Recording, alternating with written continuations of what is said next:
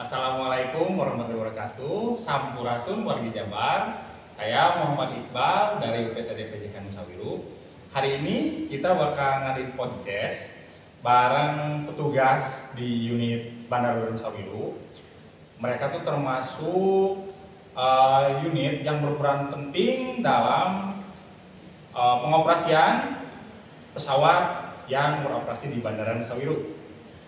Langsung aja kita sudah kedatangan dari petugas airnav yang bertugas di Bandara Nusawiru. Selamat siang, Mas. Siang. Kita hari ini kedatangan dua tamu sekaligus ya, dua narasumber langsung. Di sini mungkin saya mau bertanya-tanya, Mas. Mungkin dari yang sebelah kanan dulu bisa memperkenalkan diri, Mas. Namanya siapa? Perkenalkan, nama saya Aditya Satria Kinasi, boleh dipanggil Satria. Untuk saat ini saya di Bandara Nusawiru. Untuk Masnya yang sebelah kiri ya, Mas. Iya, perkenalkan nama saya Rizal Nangwa Pradana. Biasa teman-teman saya manggil saya Nangwa. Saya juga petugas ATC di Nusawiru. Nah, untuk biodata sendiri nih dari Mas Adit dulu. Mas Adit tuh asalnya dari mana sih? Saya kalau lahir aja di Surabaya, cuman kecil besar di Temanggung. Iya. Kalau boleh tahu itu dari berapa bersaudara, Mas? Saya dua bersaudara. Saya kedua. Sekarang abang saya sudah meninggal. Untuk Bang, saya panggil Bang Nawang aja ya. Untuk Bang Nawa sendiri berasal dari berapa bersaudara, Bang? Saya dua bersaudara, saya yang pertama. Terus awal mula nih, abang itu tertarik jadi kerja di airnav, dan kita bilang di sini biasanya ATC ya, mengontrol pesawat itu awalnya gimana sih? Saya itu pengen tahu gitu awal mula ceritanya, jadi kepengen gitu jadi petugas ATC. Dari Mas Adit dulu mungkin bisa diceritakan, Mas. Iya, untuk saya sendiri kebetulan dulu setelah lulus SMA ya sekitar tahun 2015 ya, setelah itu saya sempat mendaftar beberapa sekolah kedinasan Ya. Hanya saja mungkin karena belum rezeki, jadi saya tidak bisa melanjutkan untuk tahap selanjutnya. Lalu untuk langkah selanjutnya yang saya ambil, saya mendaftar salah satu sekolah penerbangan di Surabaya. Kalau dulu masih ATKP namanya. Iya. Sekarang berubah menjadi Poltek Bank, dan alhamdulillah saya lulus tahun 2018 saat itu. Sesudah itu langsung melanjutkan lagi studi atau mencari kerja setelah itu? Untuk setelah lulus kuliah enggak ada untuk melanjutkan sekolah lagi atau apa. Karena langsung langsung dari sekolah dari kampus dari kampus langsung mengarahkan untuk disalurkan untuk bekerja gitu. Jadi airnavnya itu yang datang ke kampus. Oh, kampus. Iya. Berarti mendengar dari cerita dua Mas ini, berarti satu sekolah dulu? Kalau saya sih beda sih. Mas. Oh, beda sekolah. Iya, saya kalau si Satria kan dari Surabaya, Iya. ATKP Surabaya. Iya. Kalau saya ATKP Medan. Jadi itu dulu pas zaman kami itu ada 4 dinas tempat diklat ATC gitu. Mungkin sekarang udah banyak ya, udah tambah Palembang, udah tambah Papua juga ada. Kalau dulu cuma Medan, Surabaya, Makassar sama Curug, Mas. Dan saya di Medan dan teman saya di Surabaya. Jadi bareng gitu. Oh iya. Jadi ini menarik untuk disimak ceritanya dari dua narasumber kita ini. Selagi mereka itu masih muda, terus mereka adalah pahlawan di dalam dunia penerbangan gitu. Yang bisa dikatakan keberadaan mereka itu jarang kita ketahui dikarenakan mereka memiliki tempat kerja yang memiliki areanya sendiri dan area terbatas, dan tidak sembarang orang bisa masuk ke area tersebut. Nah, sekarang kan dari tadi ya kita berbicara airnav, terus ATC ini itu. Mungkin ada nih dari halayak luar Mas yang mau tahu gitu. ATC itu apa sih Mas? Mungkin bisa dijawab sama Mas Nangwa lah. ATC itu apa gitu? Kalau ATC itu sebenarnya sih kalau secara umum ya, umum itu dia pemandu lalu lintas di udara. Kalau misalkan di udara itu kan ada juga pemandu lalu lintas di daratnya. Nah kita ini juga pemandu lalu lintas di udara. Jadi pesawat itu dia nggak asal sembarang terbang. Di atas itu mereka ada jalurnya sendiri. Nah itu tugas kita lah yang mengatur mereka terbang lewat jalur mana. Jadi pesawat di atas ini semuanya itu ada rutenya sendiri. Ada rutenya sendiri gitu kan. Nggak bisa sembarang gerak gitu. Jadi nggak kayak kita di darat kan ada sen kiri belok kanan gitu, nggak kayak gitu. Jadi kita yang ngarahin.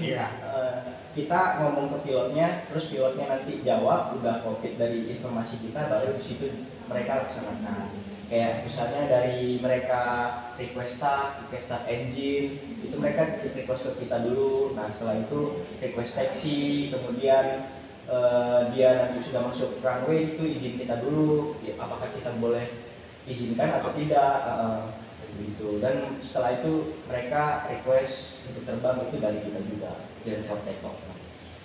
Menarik untuk disimak ya. Jadi itu informasinya dari petugas ATC langsung. Jadi pesawat yang akan melakukan pendaratan atau penerbangan itu tidak bisa sembarangan. Jika tidak ada izin dari petugas ATC itu tidak bisa untuk terbang. Nah, karena kan tadi udah kejawab satu kan ATC itu apa nih. Lanjut kita yang kedua, airnav itu apa sih Mas? Nah, bisa mungkin dijawab sama Mas Adit biar halayak juga tahu airnav itu apa. Kalau untuk airnav sendiri sebenarnya dia merupakan pemberi pelayanan jasa penerbangan khususnya di bidang penerbangan, yang mana secara umumnya mungkin lebih dikenal seperti yang dikatakan Ahmad tadi, bahwa tempatnya ATC itu di airnav itu sendiri. Karena mungkin ya untuk ATC itu karena khususnya program seperti kami mungkin akan susah untuk mencari prospek pekerjaan di luar bidang kami. Dan karena itu kami memiliki rating sendiri, lisensi sendiri. Makanya ada satu wadah bernama airnav itu yang bisa menampung kami agar memberikan kami pekerjaan yang sesuai dengan bidang dan profesi kami nantinya. Kurang lebih seperti itu. Siap. Jadi ini menarik juga ya untuk disimak. Jadi secara garis besar airnav itu yang menaungi semua petugas ATC yang bertugas di suatu wilayah bandara. Gitu. Nah, selama Mas bertugas dari mungkin dulu dari mulai masih menjadi taruna kan, Mas itu taruna kan? Wah, taruna mantap sekali gitu kan. Jadi narasumber kita ini dulunya seorang taruna gitu. Bisa berbagi pengalamannya nggak? Ada hal-hal yang mungkin bisa di-share ke halayak luar untuk menjadikan motivasi untuk mereka supaya istilahnya memiliki cita-cita menjadi seorang ATC seperti Mas berdua ini. Mungkin bisa dibagikan untuk kisahnya gitu kan selama perjalanan. Kalau dari Mas Nangwa dulu. dari Mas Nangwa dulu lah. Ceritanya sih panjang sih ya. Iya. Cuman ya secara singkat aja ya mungkin untuk motivasi. Sebelumnya sih saya dulu SMA juga sebenarnya SMK penerbangan. Tapi kan itu kan beda jurusan ya. SMK penerbangan dikhususkan itu ke teknik, mungkin jadi teknisinya. Nah, sedangkan kalau untuk ATC itu sangat berbeda.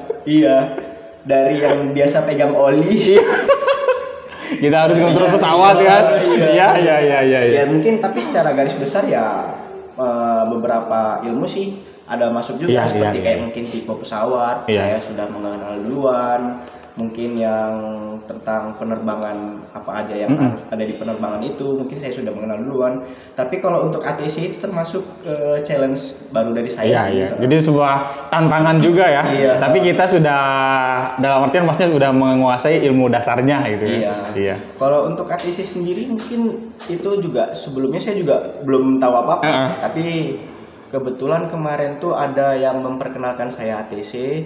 Jadi saya juga tertarik nih, pengen coba. Terus kamu kalau ingin sekolah ATC, sekolahnya di sini nih. Sekolahnya juga sama kayak sekolah kamu, mungkin semi militer. Iya. Ya udah saya coba, alhamdulillah lulusnya di Medan. Iya.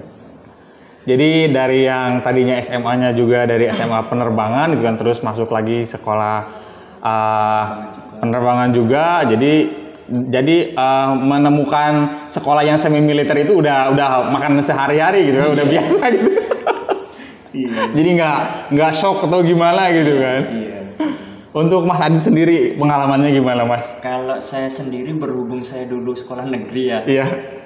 mungkin agak kaget sedikit sih, karena kan nggak biasa kayak harus bangun pagi, Iya. olahraga, makan diatur segala macam. Pokoknya intinya semua kegiatan di kampus kan diatur karena semi militer itu. Jadi ya harus ada ini sih apa sih namanya? Penyesuaian gitu ya? Gitu. Harus ada penyesuaian sama lingkungan baru, sama orang-orang baru, terutama juga dosen juga. Iya. Jadi ya harus mengenal lingkungan yang baru. Jadinya ya alhamdulillah sampai sekarang masih bisa lah menyesuaikan sama kondisi lingkungan baru juga. Alhamdulillah ya Mas. Gitu. Terus kan sekarang gini Mas, dalam dunia penerbangan itu kan banyak sekali hal-hal yang bisa dikatakan mengganggu. Dalam artian maupun di area daratnya atau di area sisi udaranya. Betul. Yang diantaranya di area sisi udaranya itu kan di daerah sini masih suka ada yang main layang-layang atau drone seperti itu. Iya. Yang mungkin akan kita tanyakan itu untuk drone sendiri ya Mas. Kan ini saya mendengar juga kan ketika drone itu terbang di suatu wilayah yang bisa dikatakan tanpa izin itu tidak bisa terbang gitu, apalagi di bandara gitu. Menurut Mas gitu selama pengalaman gitu kan di bekerja sebagai ATC itu seberapa bahaya sih drone itu untuk istilahnya berlangsungnya pengoperasian pesawat sendiri gitu? Kalau dari saya pribadi, karena kadang ya untuk drone itu kan dia ketinggiannya tidak selalu maksudnya kalau memang dia minta untuk ketinggian berapa ratus feet atau berapa ribu feet, kadang kan mereka selalu naik turun gitu kan. Dan kita pun sendiri karena di Nusawiru itu hanya bandara visual dan kita tidak mempunyai alat bantu untuk mendeteksi drone tersebut, jadi kita tidak bisa memastikan safety dari drone atau pesawat yang lain. Makanya dari itu kenapa kita harus benar-benar memastikan safety untuk kegiatan penerbangan drone tersebut. Ya karena itu tadi apabila tiba-tiba ada pesawat datang ataupun pesawat yang mau terbang, memang sebelum mereka melakukan kegiatan tersebut kita sudah memberi info nih bahwa akan ada drone di bagian sini dengan ketinggian sekian. Namun yang namanya drone itu kan kecil ya. Iya. Memang ada yang besar, ada yang kecil. Cuman kan sebesar apapun itu mungkin kalau dilihat dari pesawat kan juga tetap kecil. Iya. Itu jadinya takut menjadi hazard lah intinya di kegiatan waktu di udara. Iya, di udara. Jadi sangat bisa dikatakan sangat beresiko sekali ketika ini ya akan terjadi crash atau apa nantinya. Ya, gitu. Betul. Makanya itu Mas, dari pihak drone-nya itu harus jauh-jauh hari ngajukan kegiatan. Jadi kayak misalnya sebelum ada kegiatan itu kayak ada panjang rentetan gitunya. Itu pokoknya urusan dalam. Cuman itu tuh harus kalau sebisa mungkin itu sebulan sebelum kegiatan harus udah ada pengajuan. Karena itu sangat ribet. Karena kan nggak harus instansi airnav saja, jadi harus ada instansi Dirjen Perhubungan, untuk perizinan dari pilot drone-nya dan sebagainya macamnya, dan perizinan yang lokasi, lain-lainnya juga ya. Pokoknya ribet, Jadi benar-benar harus melibatkan banyak orang gitu kan. Sebenarnya sih kalau sudah ada notemnya itu, dia blok di suatu daerah itu mungkin bisa mengurangi bahaya lah, bisa mengurangi bahaya karena kan sudah ada surat resminya ya. Iya. Sekarang udah mulai diterbitkan juga untuk aturannya kan. Iya. Jadi udah ada notemnya, udah jelas. Jadi pilot pun juga sebelum terbang pasti pilot itu pasti baca notis notem itu tadi. Iya. Jadi kayak suatu informasi suatu bandara itulah, apa ada apa di sini bandara ini kan, kita kan kayak misalnya mau berangkat aja harus persiapan kan. Persiapan dulu, benar. Pilot ya kan. Iya. Itu sih kurang lebihnya. Jadi menarik ya untuk disimak penjelasan barusan dari Mas ATC ini. Jadi bahayanya seperti apa ketika suatu drone diterbangkan di suatu daerah yang tidak memiliki izin, itu sangat membahayakan untuk proses berlangsungnya penerbangan. Nah, di samping drone sendiri kan, kalau dulu ya, zaman mungkin kuno, zaman dulu. Tapi saya sekarang nggak tahu nih apa anak-anak sekarang masih memainkan atau enggak.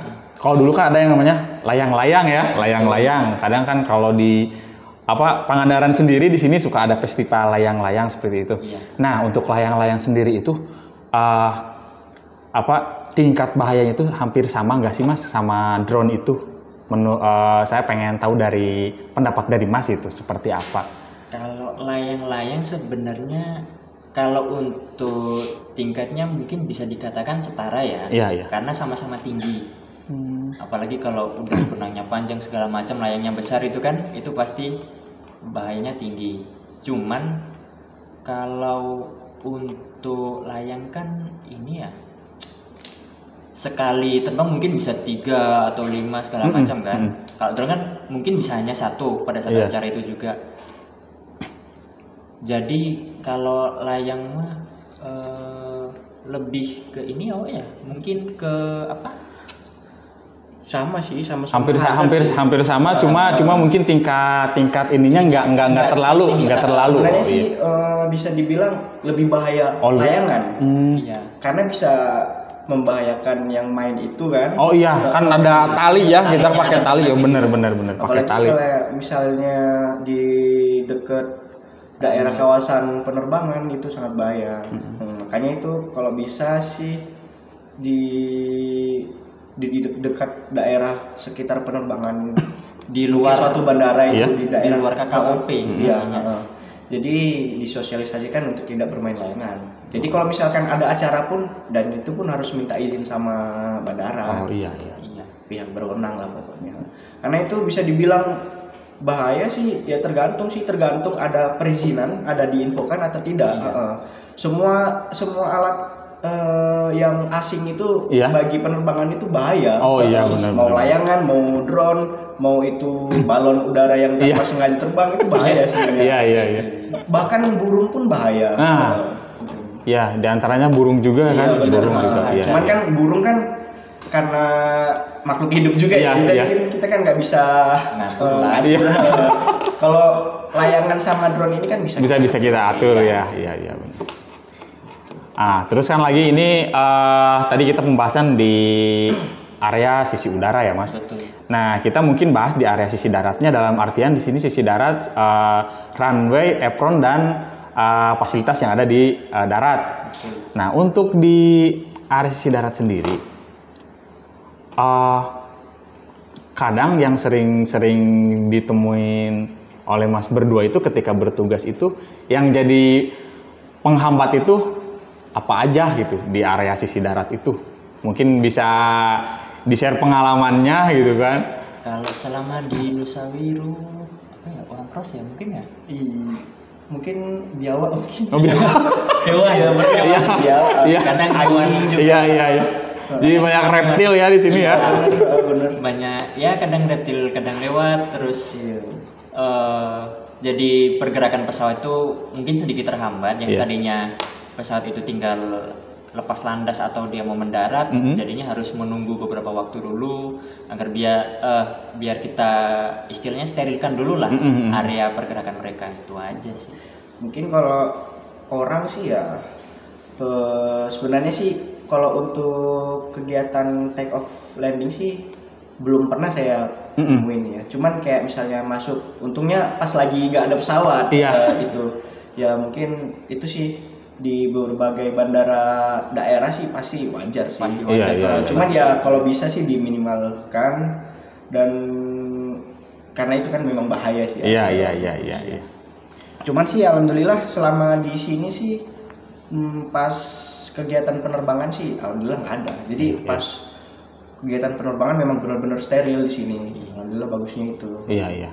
Jadi koordinasi juga jadi kunci keselamatan untuk kita bersama ya Mas. Betul. Di sini sih koordinasi kita sama Absek sama PK di sini berjalan lancar. Alhamdulillah. Ya. Karena kalau kita sudah istilahnya koordinasi sudah tidak berjalan, itu pasti yang akan vital sekali ya Mas. Benar. Hal yang nggak diinginkan itu jangan sampai terjadi. Iya. Aduh. Nah, di sini ada pesan nggak buat halayak luar, jadi untuk misalnya biar mereka termotivasi juga untuk menjadi seorang ATC gitu kan.